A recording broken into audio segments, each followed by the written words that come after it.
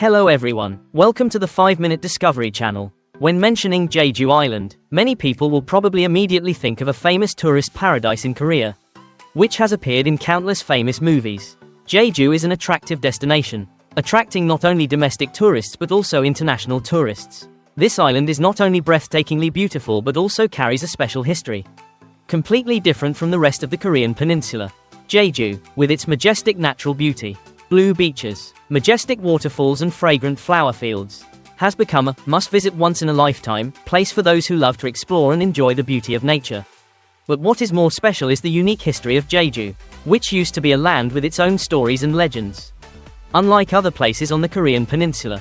So, Jeju is not only a beautiful tourist island but also a place containing rich cultural and historical imprints, worthy of being an attractive and mysterious destination that you cannot miss.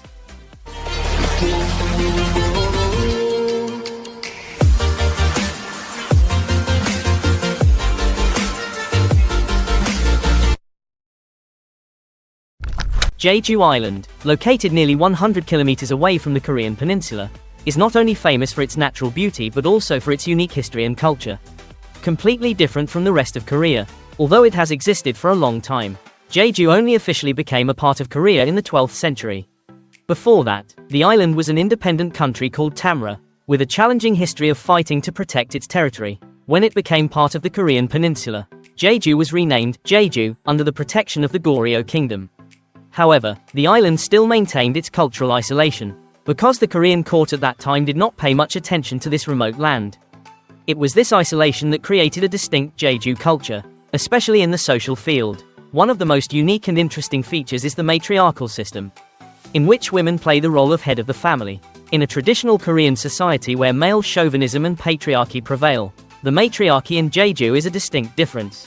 The image of female divers, also known as haenyeo, sea women, is a typical symbol of the matriarchy in Jeju. They are strong, brave women who make a living by diving deep into the sea to find seafood such as abalone, seaweed, etc. This is a job that requires strength, resilience and dexterity that only Jeju women can perform with typical sophistication.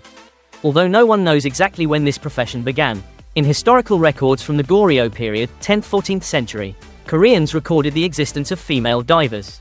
By the 14th-19th centuries, men also began to participate in the diving profession.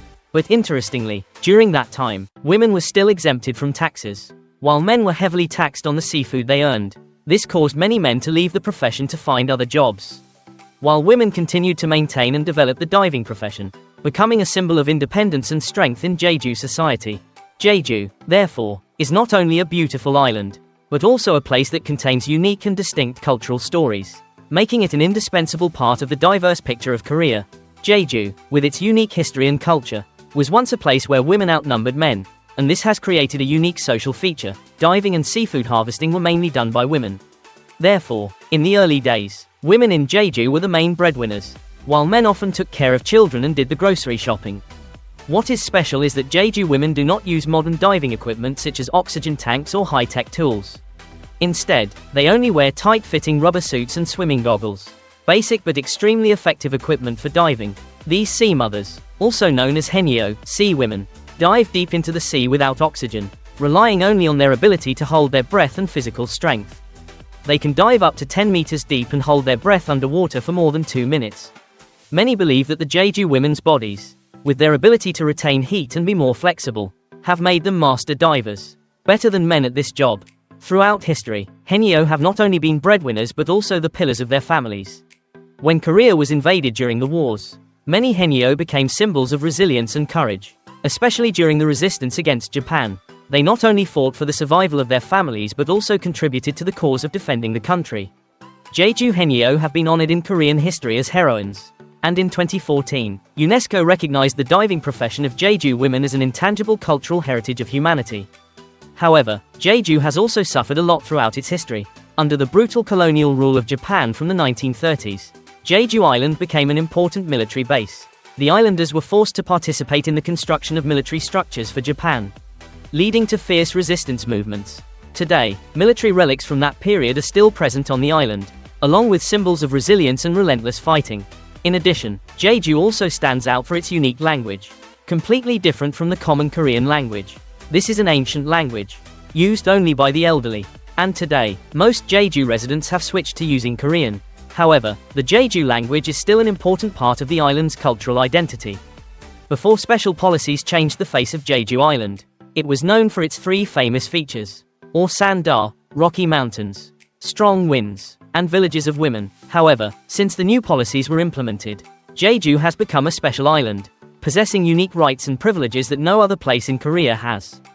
Jeju is currently the only province in Korea that enjoys autonomy, officially called Jeju Special Self-Governing Province. Effective from July 1, 2006, the law on the establishment of this autonomous province was passed by the National Assembly of Korea with the goal of turning Jeju into an international city, freely competing with famous financial centers such as Hong Kong and Singapore. Thanks to its high autonomy in most areas, Jeju has created a unique environment for development. Under this special law, the Jeju provincial government has autonomy in many important areas. From diplomacy, defense, to justice, Jeju even has a police force and an administrative system independent of the central government. Some functions that were originally assigned to the central government have also been transferred to the province, giving Jeju complete control over administrative organization and management. This has earned Jeju the nickname of a country within a country, an island with special privileges unlike anywhere else in Korea. With preferential policies, Jeju has become a magnet for domestic and foreign investors. Investors in 24 key industries such as education, healthcare, tourism, information technology, and biotechnology enjoy extremely attractive incentives. In particular, investors who invest at least $5 million will be exempt from property taxes for 10 years. Foreign investors are also exempted from income tax and corporate tax for the first 5 years, then reduced by 50% for the next 2 years, and exempted from local taxes for 15 years. In addition, old regulations on education, healthcare and tourism have been adjusted or completely eliminated. The Jeju provincial government has the right to allow foreign investors to build schools and hospitals, creating maximum conditions for the development of modern infrastructure to serve the needs of international tourists and investors. Jeju is now the largest island in South Korea, with an area of 1.850 square kilometers, more than 3 times the area of Phu Quoc Island in Vietnam. Jeju is divided into 2 main areas, the north and the south, with Jeju City and Seogwipo being the 2 important administrative centers, where the main services and international airports are concentrated. Jeju City, although not too large and quite simple, is the gateway connecting the island to the outside world. In contrast, Seogwipo in the south is strongly developed to serve the needs of tourism, with many attractive resorts, parks, and museums. However, the most interesting and wonderful places of Jeju are outside these 2 cities. The west coast of the island is famous for its beautiful beaches, while the east coast attracts visitors with its majestic cliffs and breathtaking scenery. In particular, in the center of the island is Halasan Mountain, an extremely sacred place for Jeju people in particular and Koreans in general.